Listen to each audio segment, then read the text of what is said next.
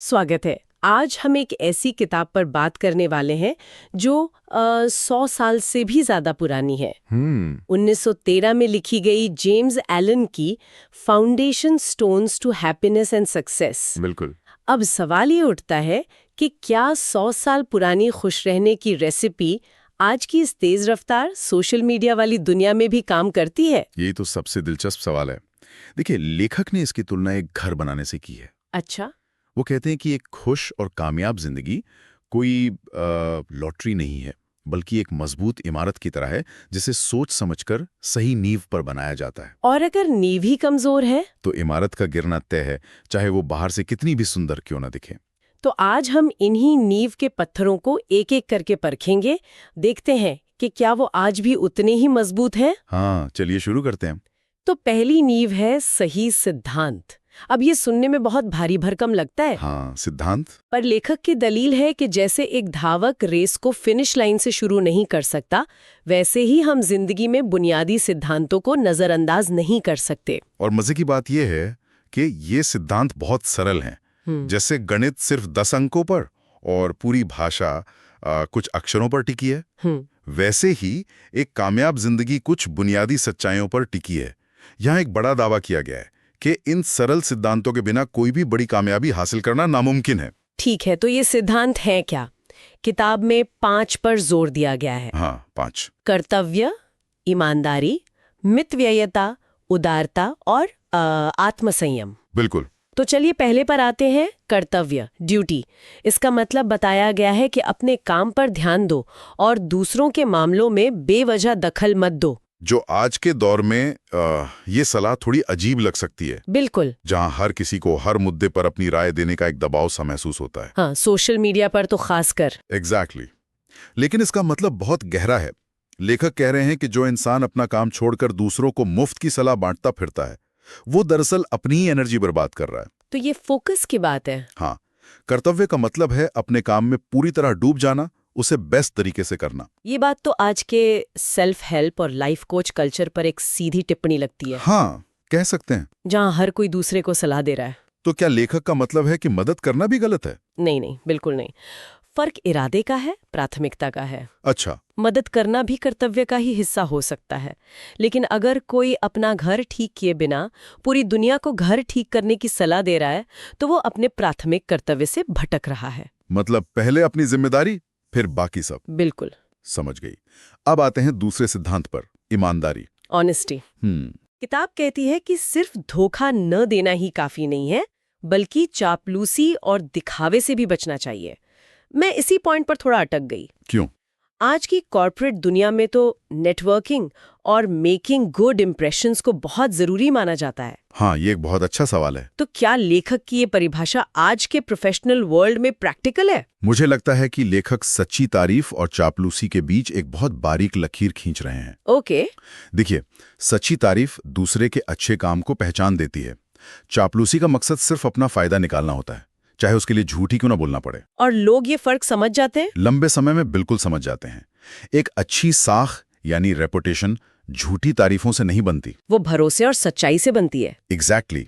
और एक अच्छी रेपुटेशन किसी भी बिजनेस या करियर की सबसे बड़ी संपत्ति होती है। मतलब शॉर्ट टर्म फायदे के लिए लॉन्ग टर्म भरोसे को दांव पर ना लगाया जाए, ये समझ आता है। तीसरा सिद्धांत है मितव्ययिता, इकोनॉमी, यानी किफायत। हाँ, पैसे बचाने की बात तो ठीक है, लेकिन किताब इसे और आगे ले जाती है। हाँ, ये सिर्फ पैसे बचाने के बारे में नहीं है, ये अपनी सबसे कीमती चीज, ऊर्जा, अपनी मानसिक और शारीरिक ऊर्जा को बचाने के बारे में है। लेखक कहते हैं कि जो इंसान अपनी ऊर्जा फालतू की आदतों में, बेकार की बहस या भोग विलास में उड़ा देता है, वो असल में गरीब हो रहा है, भले ही उसके पास कितना भी पैसा क्यों ना हो। बिल्कुल। ये तो आज के कॉन्टेक्स्ट में और भी ज्यादा जरूरी हो गया है। हाँ। हमारी मानसिक ऊर्जा पर तो 24 घंटे हमला हो रहा है। सही बात है। Social media notifications, news alerts, हर तरफ से डिमांड। लेखक के मितव्ययिता का मतलब शायद आज के लिए डिजिटल मितव्ययिता भी है। बिल्कुल सही पकड़ा। अपनी अटेंशन को फालतू की चीजों में बर्बाद न करना। आपकी अटेंशन ही आज की सबसे बड़ी करेंसी है, उसे कहाँ खर्च करना है, यही सच्ची किफायत है। जब आप अपनी ऊर्जा बचाते हैं तो आपके पास शक्ति जमा होती है, जिसे आप जरूरी कामों में लगा सकते हैं। लेकिन यहाँ एक दिलचस्प मोड़ आता है। हाँ। एक तरफ लेखक कह रहे हैं कि अपनी ऊर्जा और पैसा बचाओ, और फिर तुरंत वो उदारता, लिबरलिटी की बात करते हैं, जो चौथा सिद्धांत है। ये तो सुनने में उल्टा लगता है। क्या ये दोनों बातें एक साथ चल सकती हैं? ये विरोधाभासी लगता है, पर है नहीं। अच्छा। लेखक का तर्क है कि सिर्फ वही इंसान उदार हो सकता है जो पहले किफायत करता हो, जिसके पास खुद ही कुछ नहीं है, जो अपनी सारी ऊर्जा और संसाधन बर्बाद कर चुका है, वो दूसरों को क्या देगा? सही बात है। और उदारता का मतलब सिर्फ पैसे देना नहीं है।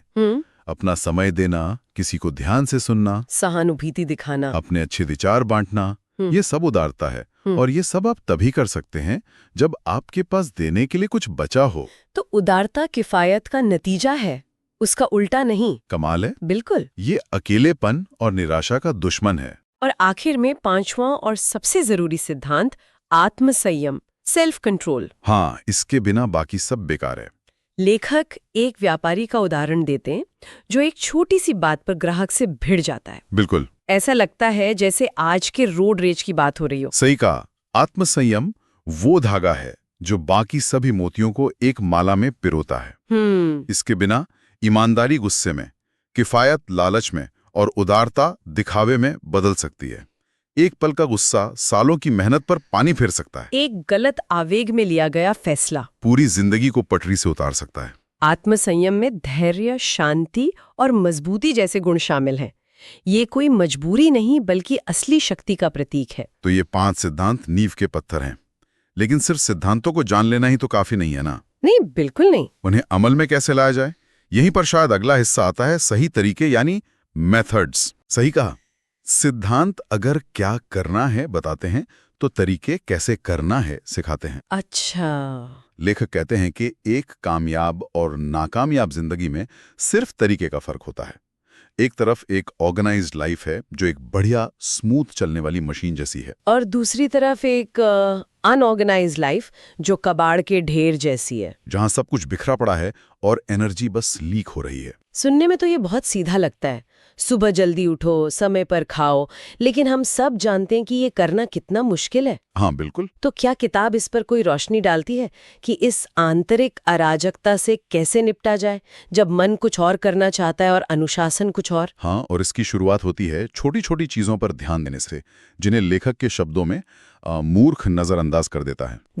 जैसे सुबह उठने और रात को सोने का एक तय समय। ये सिर्फ एक आदत नहीं है, इसका हमारे शरीर और दिमाग पर गहरा असर पड़ता है। हमारा पाचन, हमारा मूड, हमारी सोचने की शक्ति, सब कुछ इससे जुड़ा है। जब आप अपने दिन को एक तरीके से नहीं चलाते, तो आपका मन भी बेतरतीब ढंग से चलता है। तो ये तो हैबिट बिल्डिंग जैसा है।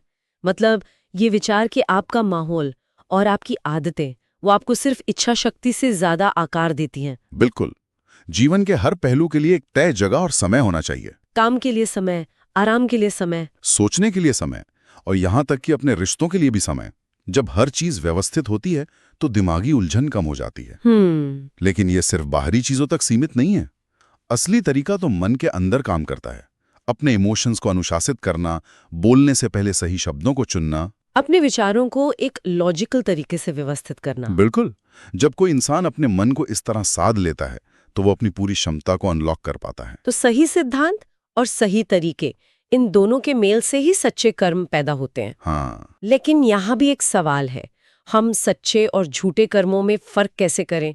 ये हमेशा इतना साफ नहीं होता। किताब इसके लिए एक बहुत ही प्रैक्टिकल पैमाना देती है। क्या है वो? वो कहती है कोई भी काम जो सिर्फ अपने फायदे के लिए दूसरों के नुकसान की परवाह किए बिना किया जाए, वो झूठा कर्म है। ऐसे काम अक्सर मन की किसी बेचैनी या लालच से पैदा होते हैं। और सबसे बड़ी पहचान क्या? ऐसे कामों को छिपाने की जरूरत पड़ती है। ठीक है, तो झूठे कर्म वो हैं जिन्हें छिपाना पड़े। लेकिन कई बार हम समाज के डर से या किसी को ठेस न पहुंचे, इस वजह से भी बातें छिपाते हैं।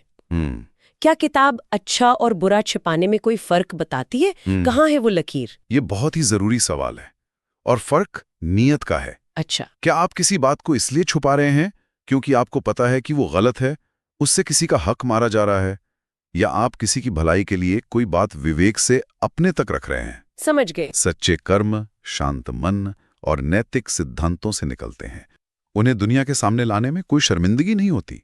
तो अगर कोई काम करने से पहले मन में ये सवाल उठे कि अगर ये सबको पता चल गया तो क्या होगा, तो ये एक रेड फ्लैग है। बिल्कुल, एक बहुत बड़ा रेड फ्लैग। किताब में एक बहुत ही सख्त बात कही गई है, विचारहीनता एक अपराध है। हाँ। और ये भी कि अच्छे इरादों से नरक का रास्ता बनता है, मतलब सिर्फ नियत अच्छी होना काफी नहीं है। ये तो बहुत कठोर लग रहा है। कठोर है लेकिन गहरा है। सोचिए कितने ही काम अच्छी नीयत से शुरू होते हैं लेकिन उनके नतीजे भयानक होते हैं। हाँ, क्योंकि उन पर ठीक से सोचा नहीं गया था। एग्जैक्टली। मेरा इरादा तो अच्छा था, ये बहाना हमें अपनी गलती से सीखने से रोकता है। लेखक कह रहे हैं कि सच्चा कर्म करने वाला इंसान जल्दबाजी में काम नहीं करता, वो विचारशील होता है। वो अपने कर्म के संभावित परिणामों के बारे में सोचता है। ये जिम्मेदारी लेने की बात है। बिल्कुल। और जैसे कर्म वैसे ही वाणी, सच्ची वाणी यानी ट्रू स्पीच। हाँ। ये आज के दौर में जहां मिस इन्फॉर्मेशन और गॉसिप का बोलबाला है, शायद सबसे मुश्किल चीजों में से एक है। हाँ, और किताब कहती है कि सच्ची वाणी ही ईमानदारी की पहली सीढ़ी है। अच्छा। इसमें झूठ और धोखे से बचना तो शामिल है ही, लेकिन लेखक सबसे ज्यादा जोर निंदा, स्लैंडर यानी किसी की पीठ पीछे बुराई करने से बचने पर देते हैं। ये बहुत दिलचस्प है।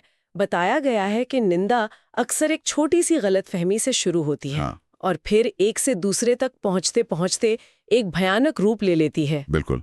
कोई महसूस करता है कि उसके साथ कुछ गलत हुआ, वो गुस्से में अपने दोस्त को बढ़ा चढ़ाकर बताता है, और सुनने वाला दूसरा पक्ष सुने बिना ही एक धारणा बना लेता है और उसे आगे बढ़ाता है। हर बार जब ये कहानी दोहराई जाती है तो उसमें और मिर्च मसाला लग जाता है और वो सच से कोसों दूर हो जाती है। ये अज्ञानता के अंधेरे में शुरू होती है और उसी में फैलती है। और मुझे सबसे आकर्षक बात ये लगी कि किताब बुराई फैलाने वाले के साथ साथ हाँ। उसे सुनने और उस पर यकीन करने वाले को भी उतना ही जिम्मेदार मानती है। बिल्कुल, क्योंकि एक निंदक सुनने वाले के बिना शक्तिहीन है। सही बात है। जहरीले शब्दों को पनपने के लिए एक ऐसा कान चाहिए जो उस जहर को लेने के लिए तैयार हो। इसलिए जो किसी की बुराई सुनता है, उस पर यकीन कर लेता है, वो भी उस गुनाह में बराबर का भागीदार है। एक एक्टिव निंदक है तो दूसरा पैसिव निंदक। तो इसका मतलब जब हम किसी के बारे में गॉसिप सुनते हैं तो हमारी प्रतिक्रिया हमारे अपने चरित्र का आईना होती है। यही तो सबसे गहरा बिंदु है। अगर कोई इंसान दूसरों के बारे में बुरी बातें आसानी से मान लेता है तो वो अपने बारे में कही गई बातों से भी बुरी तरह परेशान होगा। उसका मन जलेगा, उसकी नींद उड़ जाएगी। हाँ, वो सोचेगा कि उसकी तकलीफ का कारण दूसरा इंसान है, जबकि असली जड़ तो उसके अपने मन में है, जो बुराई को इतनी आसानी से घर बना लेने देता है। बिल्कुल। और वो इंसान जो सच्चा और शांत है, उसका क्या? एक सच्चा और शांत इंसान जिसका मन साफ है, उसे किसी की निंदा से फर्क नहीं पड़ता। हो सकता है कुछ समय के लिए उसकी रेपुटेशन पर दाग लगे, लेकिन उसका कैरेक्टर बेदाग रहता है। उसकी शांति कोई नहीं छीन सकता, क्योंकि वो जानता है कि इंसान को दूसरे के बुरे कर्मों से नहीं, सिर्फ अपने बुरे कर्मों से ही असली चोट पहुंच सकती है। सही कहा। तो जेम्स एलन के इन विचारों से ये साफ है कि एक सुखी और सफल जीवन कोई संयोग नहीं है। नहीं, ये सही सिद्धांतों, व्यवस्थित तरीकों, सच्चे कर्मों और सच्ची वाणी की नींव पर बनी एक मजबूत इमारत है, जिसे हर दिन, हर पल सोच समझकर बनाना पड़ता है। बिल्कुल। और अंत में एक विचार छोड़ जाते हैं। बताइए। ये सिद्धांत 1 सदी से भी पहले लिखे गए थे। आज की दुनिया में जहां सफलता को अक्सर पैसे और शोहरत से नापा जाता है, जहां तत्काल संतुष्टि की मांग है, और जहां सोशल मीडिया पर हमारी पूरी जिंदगी एक प्रदर्शन बन गई है, हाँ, तो क्या ये सरल, धीमे और अंदर की ओर देखने वाले नींव के पत्थर अभी भी उतने ही मजबूत हैं? या क्या आज की दुनिया का दबाव इन सदियों पुराने पत्थरों में दरारें पैदा कर सकता है? ये सोचने वाला सवाल है।